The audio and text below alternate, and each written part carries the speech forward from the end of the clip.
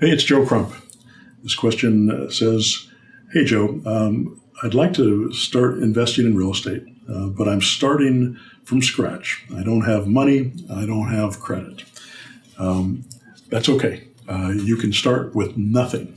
You can start while you're still in the hole. If you owe somebody a ton of money and you can't afford to pay them, and you couldn't possibly go out and get credit because you've trashed your credit or you filed bankruptcy or you've had other problems, doesn't matter. You can still put together a real estate investing business using no credit and no money down techniques. And the techniques that you're going to use are going to be subject to multi-mortgage, land contract or contract for deed, assignable cash deals, and lease options. And those structures, if you go through my other videos that are on my channel or on my blog or in my training programs, it'll show you what those structures are and how those structures work. You don't have to spend money to make this happen. Let me give you an example of one way that we do it with my mentor students, the way I get most people started, because I think it's the easiest, fastest way to get going.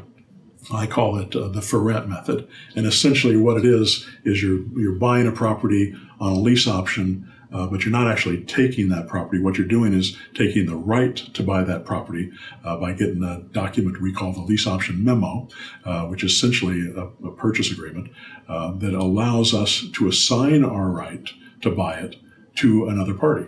We then raise the price and we sell that property for a higher price.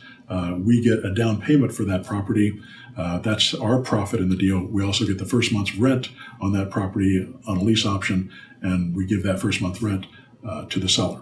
So typically, the way that the deal would be structured is it would have a 3-year term. We would have the purchase price of whatever that seller wants for this property. So you don't have to negotiate price with with these sellers. If the seller says, I want $200,000 for my property, and then we ask them, well, what's the market rent on that? Market rent on that is about $1,500 a month. Okay, so you want $200,000. Which is market price for that property. And as long as it's market price or below, you're going to be fine. You can sell it for a little bit more than market price when you sell it on a lease option. Make sure that your monthly payment, that $1,500 a month on this particular property, is, if that's the market rent, don't go over that. If you try to get 16 or 17 or 18, you might get a little bit more, but it's unlikely, and it'll reduce your chances of getting it sold dramatically if you go too much on the monthly payment. Lease option buyers are much more sensitive about monthly payment than they are about purchase price. So let's say on this property, we raise the price by $20,000. So we're going to sell a property for $220,000. We get a lease option memo on that property that says we have the right to buy this property over a 3-year term, to exercise that option, $200,000 at $1,500 and pay $1,500 a month while we're leasing that property. And we have the right to assign that to another buyer. And it even says in our memo that we're intending to assign it to another buyer at a profit and make a profit.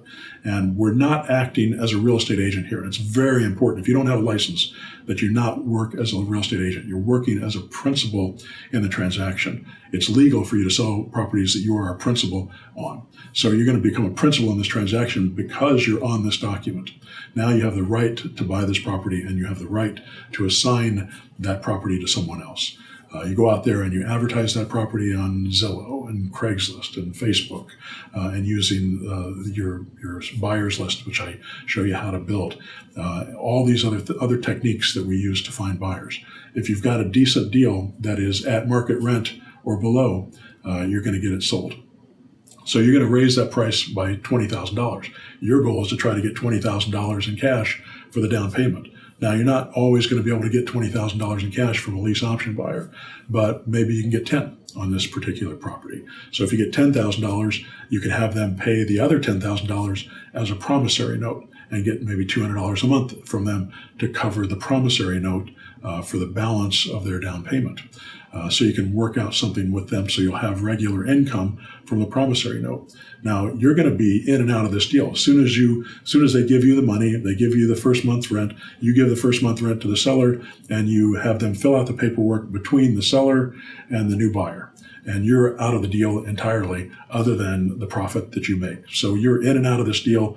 You're done. You don't have to manage the property. You don't have to mess with it again. You never had to buy the property. You never had to qualify for the property.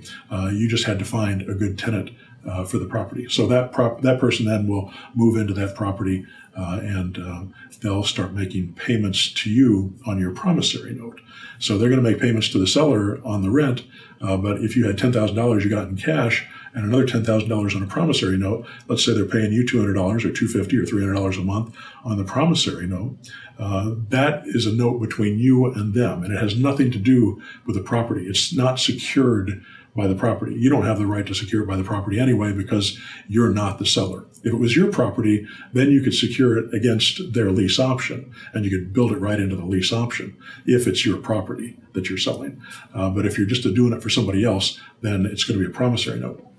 When we first started doing this, I thought it was going to be a challenge to get people to pay that. And I told one of my students about it and I said, I don't know if this is going to work, give it a try. And this has been years ago. And he tried it, and I said, well, so how's that going? He says, I'm getting on every single one of my properties, and everybody is making the payments. I said, what happens when they don't pay?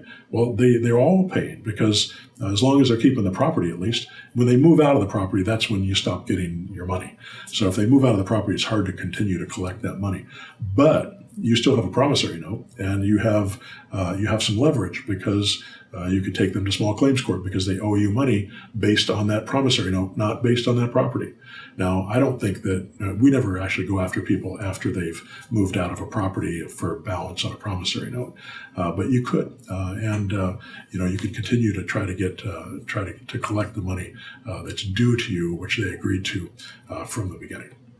So that's a really simple, straightforward, easy to do method for buying properties without any money, without any credit, to do it from scratch, to do it from day one. In my mentor program, I'll have my students start making offers like this the very first week they're in the program. We go through a little training period with them during that first week, get them started, get them understanding how that process works, and then get them on the phone immediately. Now, they're not prepared. They're not competent. They're not any good at this at the beginning. They screw it up and they sound like idiots on the phone.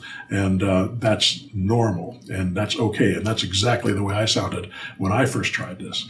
But once you do it for a while, you get good at it. And one of the things I tell my mentor students, for you to be able to come to my mentor program, to work with me, you have to agree to put in 8 to 10 hours a week on the phone, talking to sellers, making offers.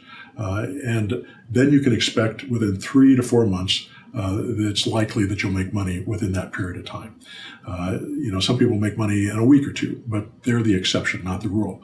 So I tell them, give yourself time so that you don't give up before you actually learn how to do it. Because you got to sound competent before people will trust you. When you don't sound competent on the phone, it's not that they think that you're not competent. It's that they think you're a scam. So they always go to the darkest place. So you have to build your confidence. You have to build your competence. And you have to learn how to listen to people and how to walk them through this process. And we spend probably the most time with my students teaching them how to talk on the phone, how to make offers, how to think about the offers, how to optimize the offers, and how to make all that work. I mean, the part that I'm most excited about is the automation, is the systemization, building a business that I can extract myself from and not do. But until you're able to make an offer that is successful, to be good at it, you probably won't be successful with automating a business because you can bring in a ton of leads just using the auto marketer. But if you don't know how to convert those leads, you're not going to be able to be successful with it. So my suggestion, if you're going to get started with this, is learn the process, one.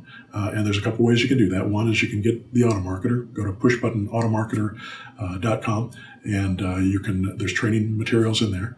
Or you can get into my 6-month mentor program, and I'll teach you personally how to make that stuff happen. I'll answer your questions. I'll be there to help you figure out your contracts and all that stuff. You can check that out at zerodowninvesting.com. And you can actually get going and start making offers right away. And before long, you'll start putting deals together. And I guarantee you'll make money if you follow through with it the way that I teach you to do it. The problem is not everybody follows through. I can tell you that about 30% of the people that come through my mentor program will make money. They tell me that 5% is normal for these kind of programs, so I guess I'm 600% better than average. But I can also tell you that 100% of the people who do the work will make money. I never have anybody that does the work that doesn't make money. You go through this process and you do the work the way I teach it, you're going to make money, and you're gonna do well. You're gonna put a deal together, and once you've done it once, you can do it over and over and over again, and you'll just keep getting better at it and more efficient. And each deal will make you a little bit more money because you'll be better at negotiating and better at listening to what that seller needs and being able to solve their problems, and at the same time make a profit for yourself. I think the whole goal to this thing is to be able to solve problems for people, make their lives better. And the more problems you solve, the more money you make. All right. Subscribe to the channel, hit the bell button, and it'll actually send you an email, or YouTube will send you an email. Or go to my blog, joecrumpblog.com, and sign up for my free newsletter. I send out stuff to that newsletter list that I don't send to other people. And you can also check out pushbuttonautomarketer.com. That's the automation system that I've got that'll bring you in leads and help you manage those leads and drip on those leads, and help you build a team and systematize your team and automate your system. And then, of course, my mentor program, ZeroDownInvesting.com, where I work with you for 6 months. So check it out. All right. Good luck.